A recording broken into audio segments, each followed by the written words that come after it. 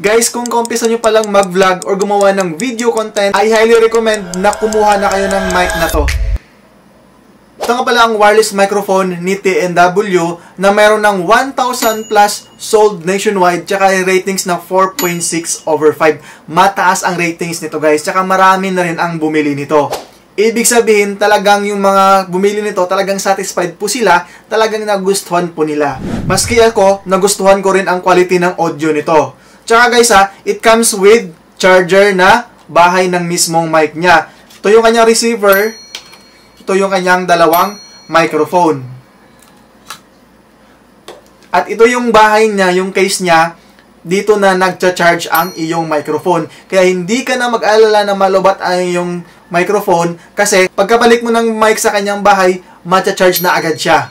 Tsaka guys, based on my experience, napakalinaw ng kuha ng audio ng mic na to. Tsaka guys, meron na itong built-in AI noise reduction. Kaya hindi ka na mag-alala guys kung maingay ang iyong surroundings, may electric fan, may manok, may mga sasakyan na dumadaan sa'yo, hindi mo na problemahin yun kasi meron na itong noise reduction, AI noise reduction.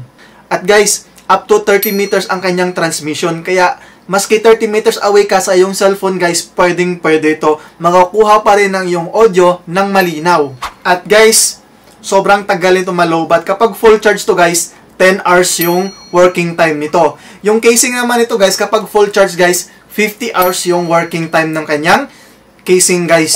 Itong charging case niya guys is meron itong 600 mAh. Guys, napakalaki na po nun para lang sa ganito ano. Kaya matagal siya malobat guys, up to 50 hours yung capacity po nito. Tsaka guys, napakadali lang nito gamitin. Hindi mo na kailangang i-prepare pa kasi plug and play lang po siya. Pagkasaksak mo nito guys sa iyong cellphone, talagang matik na guys, pagka-on mo ng iyong microphone, matik mo na siyang magagamit.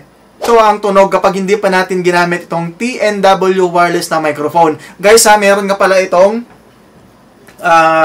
clip sa likod, kaya pwede mo siyang i-clip sa iyong damit. I-on na natin guys para matest na natin yung quality ng walang microphone versus gamit na natin to versus merong microphone itong TNW.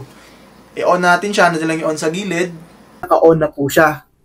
So, ganito yung audio na guys. Ayan, naririnig nyo. Ganito yung audio niya kapag naka-on na po siya. Ayan yung audio niya kapag nakalapit sa aking bibig. So, ganito yung audio niya kapag gamit na natin itong TNW wireless microphone. Yan, malapit sa bibig ko. At ito naman yung kaibahan ng tunog kapag nakalagay lang siya dito sa ating damit. Naka-clip lang siya sa ating damit. Ganyan yung tunog niya guys. Mic test 1, 2, 3. Sobrang laki ng difference. Alam kong naririnig nyo na yung difference ng merong microphone tsaka walang microphone. Sobrang ganda nito guys. Kaya guys, ikaw na ang bahala. Ilalagay ko na lang sa ating yellow basket. Let's go!